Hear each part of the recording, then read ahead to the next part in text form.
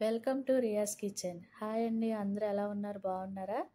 ఈరోజు మన రియాస్ కిచెన్లో జున్ను పాలు లేకుండా జున్ను ఎలా తయారు చేయాలో చూద్దాం. నేనైతే జున్ను పౌడర్ తీసుకున్నాను, కామధేను పౌడర్ అండి. ఇది నేను డీమార్ట్లో తీసుకున్నాను, మార్కెట్లో అవైలబుల్గా ఉంది. చూడండి, 1/2 లీటర్ పాలు, 100 గ్రాములు తురిమిన బెల్లం, 1 స్పూన్ మిరియాలు, 3 ఇలాచి. ముందుగా మిరియాలు ఇలాచి పౌడర్ చేసుకుని పక్కన పెట్టుకుందాం. ఒక గిన్నె తీసుకుని పాలు వేసి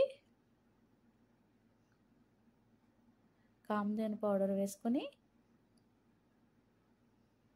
బెల్లం వేసుకుని మిరియాల పౌడర్ వేసుకుని బాగా కలపాలి.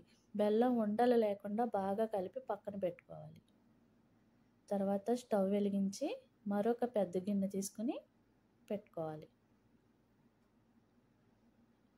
ఈ గిన్నెలో కొంచెం వాటర్ పోసుకొని కొంచెం మరిగిన తర్వాత స్టాండ్ పెట్టుకోండి. నేనైతే ఈ గిన్నె తీసుకున్నానండి.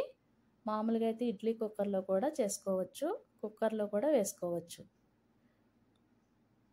మనం కలిపి పెట్టుకున్న జున్ను పాలు గిన్నెను పెట్టుకొని మిడిల్గా అడ్జస్ట్ చేసుకొని పెద్ద గిన్నెకు అంచులు తగలకుండా పెట్టుకున్నాం.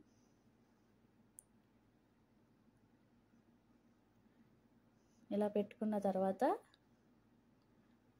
చిన్న గిన్నె మీద మూత వేసుకొని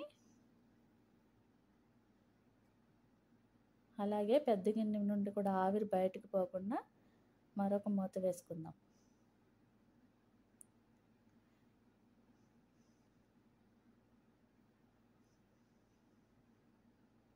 దీనిని 15 నుండి 18 నిమిషాలు మీడియం ఫ్లేమ్లో ఉంచిన తర్వాత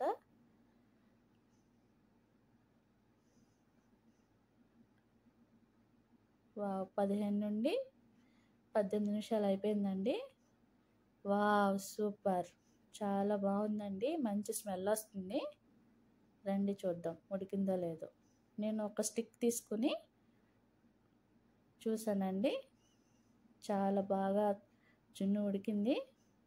వేడిగా తినాలనుకునే వాళ్ళు వేడిగా తినొచ్చు, చల్లగా తినాలనుకునే వాళ్ళు ఫ్రిడ్జ్లో స్టోర్ చేసుకొని 2 అవర్స్ తర్వాత తినండి. నేనైతే స్టోర్ చేశాను. చూడండి ఫ్రెండ్స్, వావ్, చాలా బాగుందండి. నేనైతే ప్యాకెట్ పాలతో చేశాను, కావాలంటే మీరు మామూలుగా పాలతో కూడా చేసుకోవచ్చు. ఇప్పుడు మన జున్ను వావ్ సూపర్ వచ్చిందండి. రియల్ పాలతో, ఒరిజినల్ పాలతో చేసిన స్ట్రక్చర్ లాగానే ఉందండి. మాకు ఒరిజినల్ పాలు దొరకవు కాబట్టి నేను కామధేను జున్ను పౌడర్ వాడాను.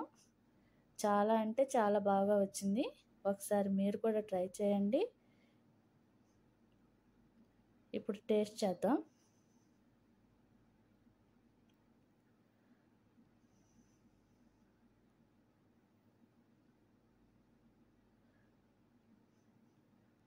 ఒరిజినల్ జున్నుకి ఏమాత్రం మించిపోకుండా చాలా అంటే చాలా బాగా వచ్చిందండి. మీరు కూడా ట్రై చేయండి.